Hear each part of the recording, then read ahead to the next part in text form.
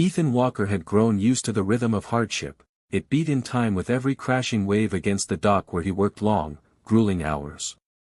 A widowed father, he bore the weight of raising his 8-year-old daughter, Lily, with a quiet kind of strength that came from necessity rather than choice. His days were filled with sweat and labor, his nights with worry over unpaid bills, yet he never let his little girl see the depth of his struggles. That Saturday afternoon, he had taken Lily for a walk along the beach, hoping the salt air and sunshine might ease her restless spirit, when the tranquility was shattered by panicked cries.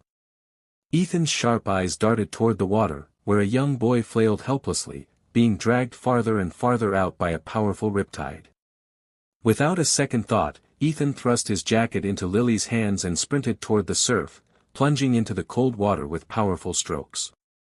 Every muscle screamed as he fought the pull of the tide, but he kept his gaze locked on the boy, whose terrified face mirrored the desperation Ethan had felt years ago when the sea claimed his wife. That memory fueled him now. Failure was not an option.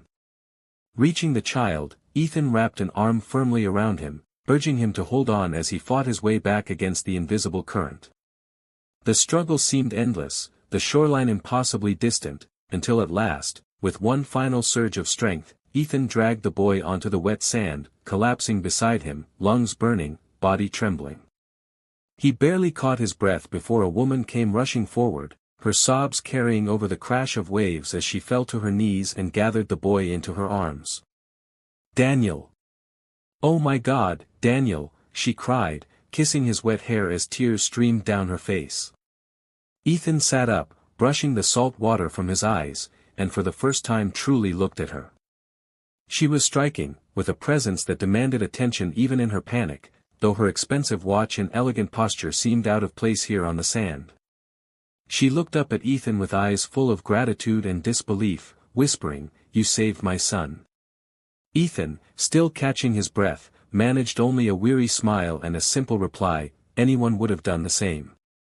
What he didn't know, as the tide receded quietly behind them, was that this woman, so desperate and relieved, was no ordinary stranger.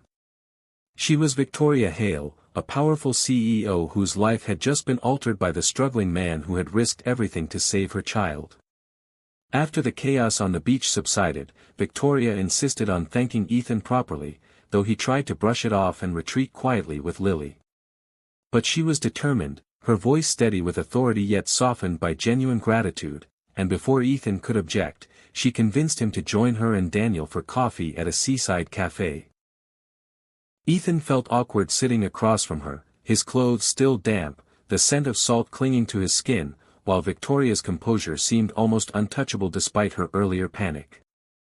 She introduced herself simply as Victoria, but there was something about the way she carried herself, elegant posture, crisp diction, and the glint of a luxury watch, that suggested she was someone far beyond the ordinary.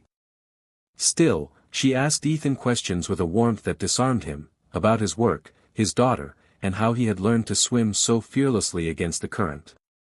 Ethan answered humbly, revealing fragments of his life without complaint, how he worked shifts at the docks, picked up extra handyman jobs to keep food on the table, and tried to be both mother and father to Lily after losing his wife.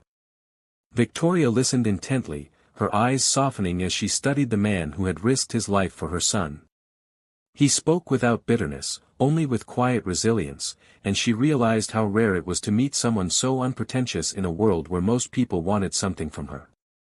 Ethan, on the other hand, noticed her manicured hands and designer clothes, felt the contrast between their worlds pressing in, and wondered why someone like her would even care to sit with a man like him. Yet, when Daniel leaned over the table, grinning shyly at Ethan and calling him, "my hero," Victoria's expression melted into something tender and unguarded, as though the walls of her polished life had cracked for a moment. Ethan offered a small smile, trying to deflect the praise, but inside he felt something stir, a connection that unsettled him as much as it comforted him. As they parted ways, Victoria pressed her card into his hand, urging him to call if he ever needed anything.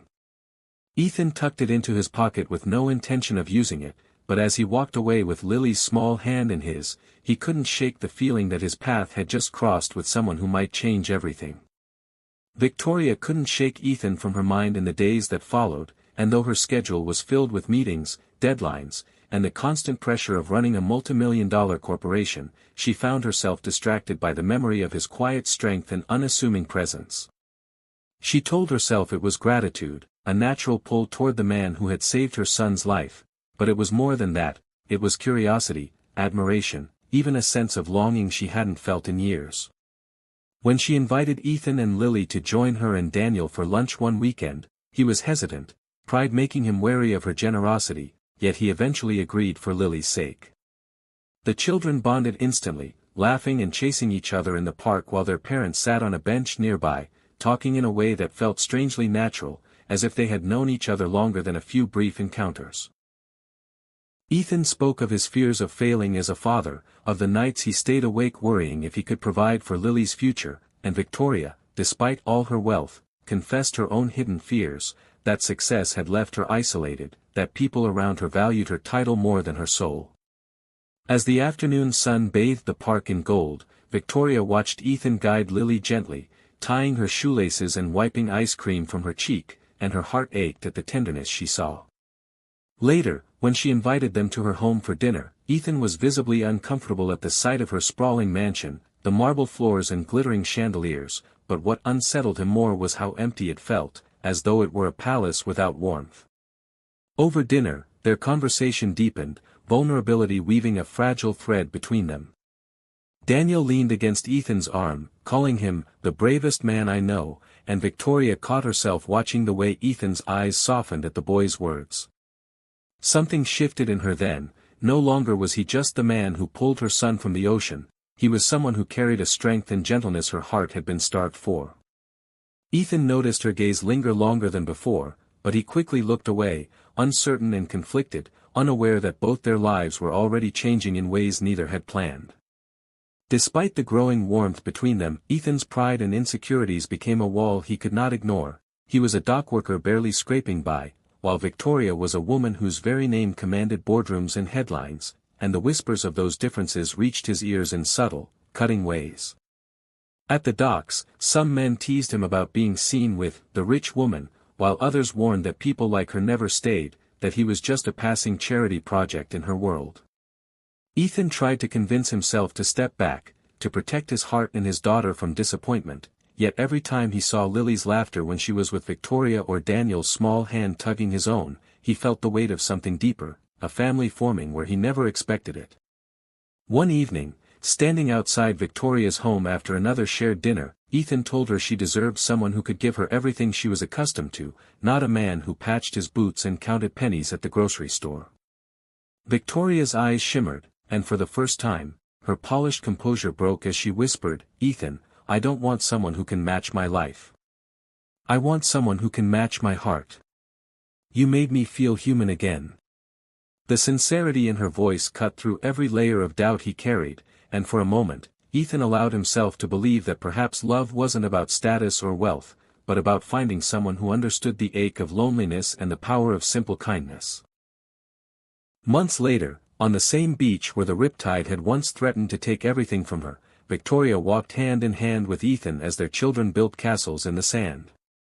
The ocean was calm that day, the sun spilling warmth across the horizon, and Ethan, once burdened by struggle, felt something he hadn't in years, peace.